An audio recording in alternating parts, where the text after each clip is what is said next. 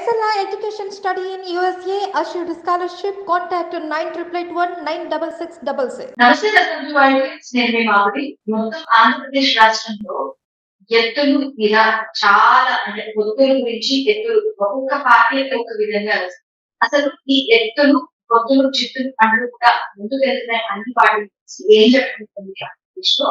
మనతో పాటు ఉన్నారు రాజకీయ విశ్లేషకులు పురుషోత్తం రెడ్డి గారు. నమస్తే సార్. నమస్తే అండి.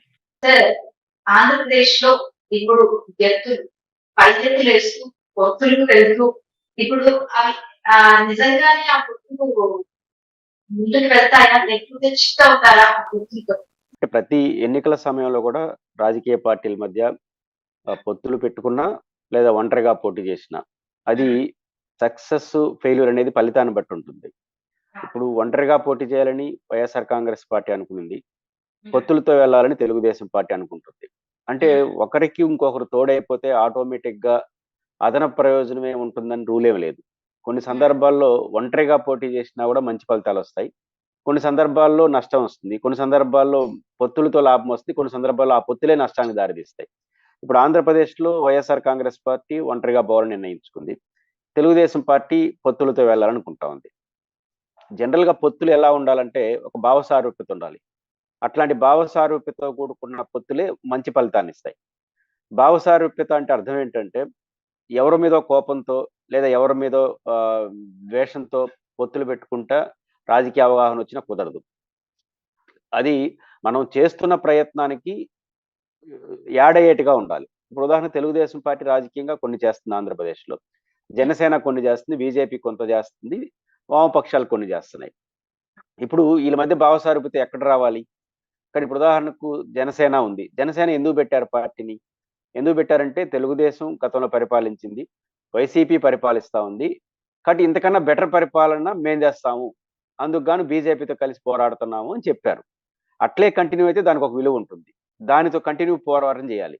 ఇప్పుడు ఏ రెండు పార్టీలు వద్దని మీరు అన్నారో దాంట్లో ఒక పార్టీని ఓడించి ఇంకో పార్టీని గెలిపించడానికి ముందుకు వచ్చేస్తే దానికి భావసారూప్యత ఉంటుంది. ఓకే, జగన్మోహన్ రెడ్డి గారికి మీరు వ్యతిరేకమే, ఒక సారూప్యత ఉంది. At the same time Telugu Desam కూడా బాగలేదని ఇంతకాలం మీరు చెప్పారు కదా. కాబట్టి ఒక బాగలేని పార్టీ అని మీరు అనుకునే పార్టీని ఓడించి ఇంకొక బాగలేని పార్టీ కలవడం అనేది ఏ భావ సారూప్యత వస్తుంది? పవన్ కళ్యాణ్ స్పష్టంగా చెప్పింది ఏంటంటే జగన్ ముఖ్యమంత్రి కానివ్వము అని చెప్పి, ఇప్పుడు కూడా చెప్పింది ఏంటంటే జగన్మోహన్ రెడ్డికి ముఖ్యమంత్రి పీఠ నుంచి దింపడానికి నేను పొత్తులకు వెళ్తున్నానని చెప్పి చెప్తున్నారు. డైరెక్ట్ గా చెప్తున్నాడు. కానీ జనసేన గత 5 ఏళ్ళు ఆ రాజకీయం చేయలేదు కదా. గత 5 ఏళ్ళు చేసింది ఏంటి? మరి బీజేపీతో ఎందుకు పొత్తు పెట్టుకున్నారు? బీజేపీతో అవగాహన ఎందుకు వచ్చారు? జనసేన తెలుగుదేశం వద్దు, వైసీపీ వద్దు అనే కదా బీజేపీతో కలిసి మీరు జాయింట్ యాక్షన్ చేశారు ఎన్నికలు అయిపోయిన వెంటనే. మరి ఈ రెండు పార్టీలు వద్దనుకున్న వాళ్ళు ఒక పార్టీని ఓడించి ఇంకో పార్టీ పక్కన చేరడం అంటే ఆ పార్టీని గెలిపించినట్టే కదా. వైసీపీని ఓడించడం అంటే తెలుగుదేశం పార్టీ పక్కన కూర్చొని అప్పుడు తెలుగుదేశాన్ని గెలిపించినట్టే అవుతుంది, ఎందుకంటే పెద్ద పార్టీ. కాబట్టి మీకు తెలుగుదేశానికి జనసేనకి మధ్య భావసారూప్యత లేదు. వాళ్ళకు ఉన్నదల్లా తెలుగుదేశం పార్టీకే ఒక ఒక క్లారిటీ ఉంది, జగన్ గారు ఓడిపోవాలి, నేను అధికారం రావాలి. కానీ జనసేన క్లారిటీ ఉంది, ఆయన ఓడిపోవాలి, వాట్ నెక్స్ట్ అనేది క్లారిటీ లేదు. అందువల్ల ఈ భావసారూప్యత లేదు కాబట్టి ఇది ఎప్పుడు ఏమైనా జరగచ్చు. ఎవరో మీద కోపతాపాలతో జరిగే ప్రయత్నాలు ఎప్పుడూ ఒకే రకంగా ఉండవు. కాబట్టి ఈ పొత్తుల వల్ల తెలుగుదేశం పార్టీ కొంత డిస్టర్బెన్స్ గురవుతోంది. ఎందుకని? ఇప్పుడు జనసేనతో పొత్తు పెట్టుకోవాలని నిర్ణయించుకున్నారు, ఓకే బానే ఉంది.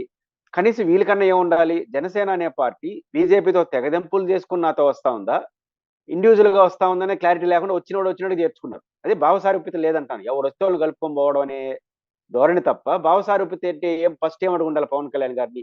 ఎస్, మీరు వస్తున్నారు బాగుంది, మీరేమో బీజేపీతోనే ఉంటాను చెప్పారు కదా. లోకేష్ గారు పక్కన కూర్చొని మేము ఇండియాకి దూరం అని లోకేష్ గారు అంటారు, సమాన దూరం అని. ఆ పక్కనే కూర్చున్న పవన్ కళ్యాణ్ గారు మేము ఎన్డీఏతోనే ఉన్నాము అని చెప్తాడు. అంటే ఎన్డీఏతోనే ఉన్నామన్నప్పుడు ఒక క్లారిటీ తెచ్చుకోవాలి, ఎన్డీఏతోనే ఉంటారా లేకపోతే మాతో వస్తారా, లేకపోతే వాళ్ళతో కలిసి వచ్చారు కంటే ఇద్దరు కలిసి ఒకేసారి రండి. ఇట్లాంటి ఏమీ లేకుండా ఫస్ట్ పవన్ కళ్యాణ్ వచ్చాడు, ఓకే తోసేసుకుందాం, మళ్ళీ బీజేపీ వస్తాడు వాళ్ళతో మాట్లాడుకుందాం, అయిపోయిన తర్వాత ఇట్లా మీరు ఎప్పటికప్పుడు మార్చుకుంటా ఉంటే ఏమవుతుంది? తేలట్లేదు. ఇప్పుడు ఏమైంది? బీజేపీ చేతిలోకి బంతి వెళ్ళిపోయింది. ఇప్పుడు అమిత్ షా గారు అద్భుతమైన ప్రకటన చేశాడు, ఆంధ్రప్రదేశ్తో పొత్తుని తెరన వెళ్తాము, సరైన సమయంలో సరైన నిర్ణయం. సరైన సమయంలో ఎన్నికలు అయిపోయిన తర్వాత ఎన్నికల ముందా? సరైన సమయం అనేదానికి జాతీయ నాయకులు చాలా అర్థాలు ఉంటాయి, వాళ్ళు ఇంక మాట్లాడరు. అలాగని మేము రిజెక్ట్ చేస్తున్నాం అన్నాడు.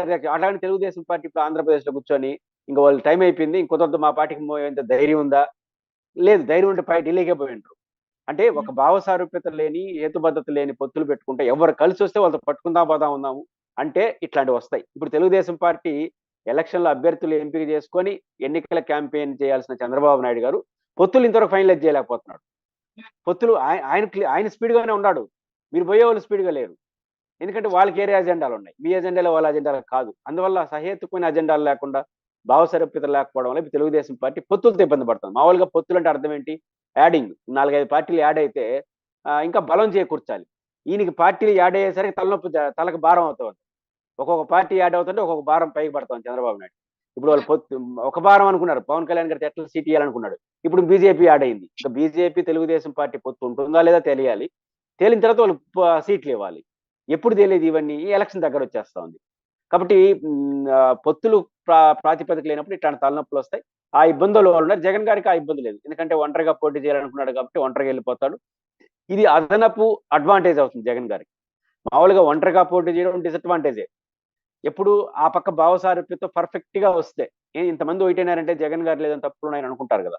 కానీ ఇప్పుడు ఎప్పుడైతే కొట్లాడుకొని నీళ్ళే పీకులాడుకుంటున్నారో పొత్తుల విషయంలో ఏమి తేలకుండా, జగన్ గారు ఆయన పెర్ఫెక్ట్ గా ఆయన పాటికి ఆయన పోతున్నాడు, ఆయన ఒక ఓడించడం కోసం ఇంత గొడవల అని అనుకుంటే ఇది అదనపు అడ్వాంటేజ్ అవుతుంది జగన్ గారికి.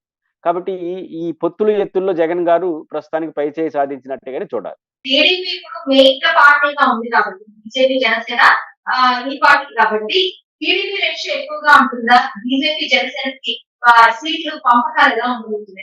బీజేపీ కలుస్తుందా లేదా అనేది ఒక పెద్ద ప్రశ్న. కలిస్తే ఎట్లా ఉంటుందనేది మీరు అడిగే ప్రశ్న. వాళ్ళు కలవకపోతే జనసేన వెనక్కి తీసుకెళ్ళిపోయారు అనుకోండి, అది కొత్త, అప్పుడు ఏ సమస్య ఉండదు. 175 వాళ్ళు పోటీ చేసుకోక తప్పదు. ఇంకేమైనా సిపిఎం వస్తే వాళ్ళతో మాట్లాడుకుంటారు. ఒకవేళ బీజేపీ జనసేన కలిసి వస్తే ఖచ్చితంగా వాళ్ళు మనకి ఎందుకులే అనుకుంటే వేరే సంగతి. కానీ వాళ్ళు ఎక్కువ సీట్లు అడిగితే కొంచెం కన్సిడరేషన్ చేయాల్సిన పరిస్థితి తెలుగుదేశానికి వస్తుంది. ఎందుకంటే బీజేపీ తనకు తానుగా మీ దగ్గరకు వస్తే వాళ్ళు 10 అడిగితే మనం 5 ఇవ్వచ్చు. మనం ఢిల్లీ వినాం, మనం వాళ్ళ దగ్గరికి పోతున్నాం. ఒకవేళ బీజేపీ అడిగినన్ని ఈకపోతే వాళ్ళు జనసేన గడ్డ తీసుకెళ్ళిపోతారని డౌట్. కాబట్టి ఇట్లా ఉంది. కాబట్టి బీజేపీ ఎన్ని అడిగితే అన్ని ఇవ్వాల్సిన పరిస్థితి. అంటే ఎన్ని అడిగితే వాళ్ళు ఎట్లా పడితే 170 అడగరు కదా, ఉన్నంతలో కొంచెం ఎక్కువ అడుగుతారు. ఎందుకంటే అప్పర్ హ్యాండ్ వాళ్ళది ఉంది కాబట్టి. రెండోది, వాళ్ళు ఉంటేనే మనం ఎన్నికల్లో గట్టిగా కొట్లాడగలమని బహిరంగ మాడేస్తున్నారు. జగన్మోహన్ రెడ్డికి ఎన్నికల కమిషన్ ఎట్టబెట్టట్టు వాడతాడు, రిగ్గింగ్ చేస్తాడు, గొడవలు చేస్తాడు, మాట్లాడుతున్నారు కదా. బీజేపీ గారి తోడైతే బాగుంటుందని వాళ్ళే అంటారు. అంటే బీజేపీ తోడు లేకపోతే మేము ఫైట్ ఇవ్వలేమని ఇండైరెక్ట్ గా చెప్తున్నారు. కాబట్టి మా తోడు లేకుండా నువ్వు ఫైట్ ఇవ్వలేకపోతే కాబట్టి మాకే ఎక్కువ అని బీజేపీ అన్నారు అనుకోండి. కాబట్టి వాళ్ళు గణనీయమైన సీట్లు అడిగితే ఇవ్వాల్సిన పరిస్థితి వస్తుంది. కొంచెం వాళ్ళతో రిక్వెస్టింగ్ మెథడ్ లో పోవాల్సింది తప్ప అటు కుదరదండి, మీ బలం 0.5%, దాని తగినట్టుగా ఒక 5 సీట్లు 6 సీట్లు 0.5% ఓట్లు ఉంటే 175లో ఎన్ని, దాదాపు 7 సీట్లు కూడా లేవు. 1.7 సీట్లు 2-3 సీట్స్ వస్తాయి, తక్కువ వస్తాయి. కాబట్టి మనకు 2-3-4-5 సీట్లు పైన ఇవ్వాల్సిన అవసరం లేదు వాళ్ళకున్న ఓటింగ్ షేర్ చూసుకున్నప్పుడు. మరి మీరు ఇటు ఆ మాట మాట్లాడగలరా?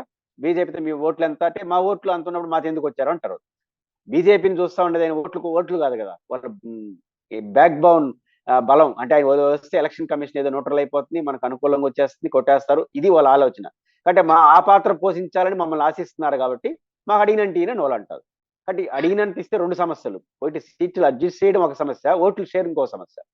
ఇప్పుడు ఈ చంద్రబాబు నాయుడు గారు బీజేపీకి ఒక 20 ఇచ్చేసాడు అనుకోండి, ఆయన ఇచ్చేవచ్చు, ఆయన బీజేపీ వాళ్ళతో మాట్లాడుకునేసి కింద తెలుగుదేశం ఓట్లు వేయద్దు అంటే బీజేపీ ఓట్లు 0.5%, తెలుగుదేశం ఓట్లు 40%. గతాన్ని అనుకుందాం. ఇప్పుడు 0.40% ఓట్లున్న పార్టీకి 0.5% ఓట్లు వేయడం పెద్ద సమస్య కాదు, పట్టుకొని వచ్చేస్తారు. కానీ 0.5% ఉన్న పార్టీకి 40% ఓట్లు ట్రాన్స్ఫర్ కావాలంటే అది అయ్యే పనేనా. కాబట్టి చంద్రబాబు గారు ఎక్కువ ఇకపోతే ఆ పొత్తు కుదరదు, వాళ్ళు అడిగినన్ని ఇకపోతే. వాళ్ళు అడిగినన్ని ఇస్తే ఇక్కడ ఓట్లు ట్రాన్స్ఫర్ కావు. పవన్ కళ్యాణ్ గారు కూడా సేమ్ ఆయన కూడా గౌరవప్రద సీట్లు అయితే వాళ్ళు ఒప్పుకోరు. వాళ్ళు ఒప్పుకోకపోలు వచ్చి వాళ్ళు అడిగినన్ని ఇచ్చేస్తే వాళ్ళు ఎవరు అభిప్రాయ పెడితే వాళ్ళు కూడా 7% ఉన్న పార్టీకి 40% ఓట్లు ట్రాన్స్ఫర్ కావాలి కదా. కాబట్టి చంద్రబాబు గారికి ముందు నొయ్యి అందుకు గొయ్యి. ఈక అడిగినన్ని సీట్లు ఈకపోతే పొత్తు కుదరదు, ఇస్తే ఓట్లు ట్రాన్స్ఫర్ కావు. జనసేన అక్కడ ఒక ఇబ్బంది ఉంది, ఎక్కువ సీట్లు తీసుకోకపోతే కేడర్ ఒప్పుకోరు. అంటే మనం ఇప్పుడు వైసీపీ పదే నువ్వు చంద్రబాబు నాయుడు ముఖ్యమంత్రి కోసం పోతున్నావా, లేకపోతే నువ్వు ముఖ్యమంత్రి రోజు గొడవ వేస్తున్నారు కదా. కాబట్టి దానికి అనుగుణంగా మాకు ఇకపోతే మా కేడర్ ఒప్పుకోదని తీసుకున్నాడు అనుకోండి, వాళ్ళకి 6% ఓట్లు 40% ఓట్లు ఉన్న తెలుగుదేశం షేరు ట్రాన్స్ఫర్ కావాలి కదా. తెలుగుదేశం పార్టీ వాళ్ళ ట్రాన్స్ఫర్ అవుతారు. ప్రతి చోట జనసేన కన్నా తెలుగుదేశం బలంగా ఉంటుంది. కానీ మేమే ఎమ్మెల్యేగా ఉన్న వాళ్ళు కోరుకుంటారు. ఎక్కడో కొన్ని చోట్ల తప్ప. ఇప్పుడు పవన్ కళ్యాణ్, నాగబాబు గారు ఇట్లాంటి వాళ్ళు పోటీ చేసిన చోట లీడర్లు కాబట్టి వాళ్ళు పార్టీ నెంబర్ 1, నెంబర్ 2 కాబట్టి ఒప్పుకునేస్తారు కిందోళ్ళు. కానీ మిగతా వాళ్ళు పోటీ చేస్తే వాళ్ళకన్నా బలమైన తెలుగుదేశం వాడు ఉంటాడు. వాడు ఎట్లా సపోర్ట్ చేస్తాడు?